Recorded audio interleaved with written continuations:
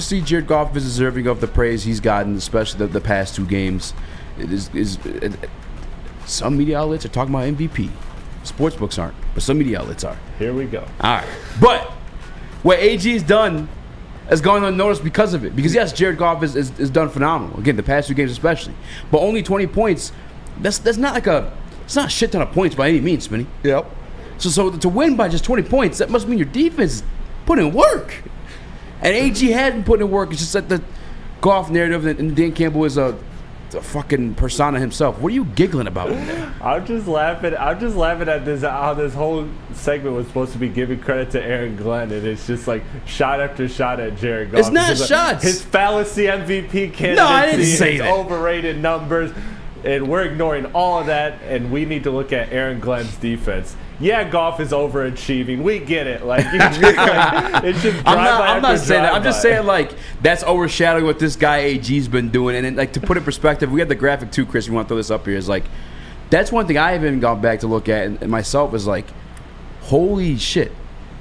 To have done this in 1 year's time, in 1 year span. Obviously, it's still very early in the season, but it's extremely impressive to see what Aaron Glenn has done, how they've turned this around. You got top 10 numbers across the board. Obviously, first in rushing yards per game is extremely impressive, and they brought him in pieces. They brought him in guys. They got him some talent back there now, and you're seeing what he could do with a talented defense, with guys in the back end, guys that are making plays. So it's extremely impressive to see what Aaron Glenn has done so far in this game or in this season, and hopefully he can keep it up. Hopefully he has these guys buzzing all year because this defense is looking top 10, top 5 even.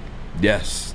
I mean, top 5 in the run game for sure. And again, yeah, points allowed. I mean, it's all across the board. And I get it. That's why this week feels like the biggest test to come yet. But when you're dominating teams the way they are, that's a sign of a dominant defense. And they just look lights out different just in general. And it's the way they're playing. Like, Alex Lloyd did come along a little bit last year, and he missed a couple games due to injury. But he looks phenomenal. He looks Derek Barnes amazing. Turned a leaf. Brian Branch, and yes, AG, I'm giving love to AG right now too, but the entire defensive staff. Calvin Shepard deserves credit for turning around that linebacking room. Used to go from like the weakest core on this team by far to honestly one of its strengths defensively. Yeah. I'd say so for sure. Calvin Shepard deserves praise, and damn it, when I sat in that chair and I claimed for this guy to get the fucking, I'm sorry for swearing, but get the DB's coach job, Dre Bly too. Because I remember one thing back when we had Jim Schwartz, and they would practice turnovers. Mm-hmm. As crazy and sporadic as turnovers are, practice makes perfect, and you always want to be prepared. I've been blessed enough to have a relationship with Glover Quinn to speak on that.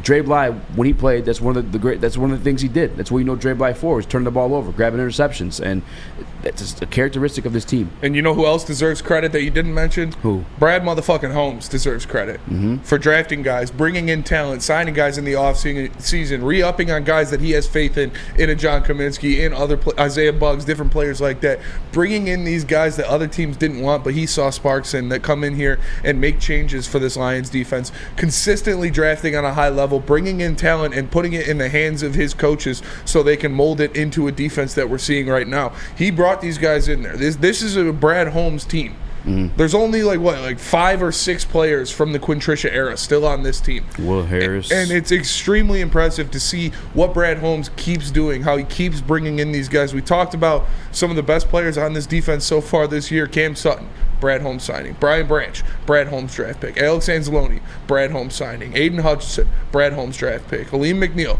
Brad Holmes draft pick. Kirby Joseph. Like, I can go on and on. This guy is providing this coaching staff with the right pieces and the right tools to create juggernauts in their respective sides of the field. It's like the Fairway Pack Company. Brad went to Fairway Pack Company, and he got that primo beef, but then he brought the Chef AG. And like you said, at one point he was cooking with spoiled vegetables. And now he's got a fresh slab of ribs on the table for you. He deserves praise, and like I said, Dre Bly deserves praise.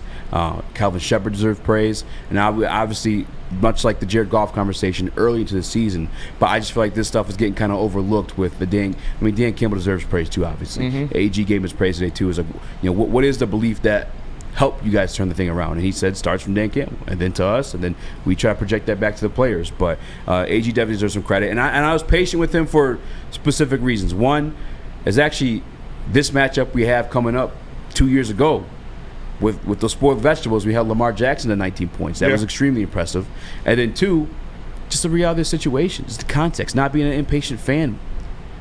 Half the team was all 1 to 2 year guys in a brand new scheme. It was going to take some time before it to not just get better, though, to the graphics one more time, Chris, because it's just beautiful to look at. Not just from better, but top 10, bro. Mm-hmm.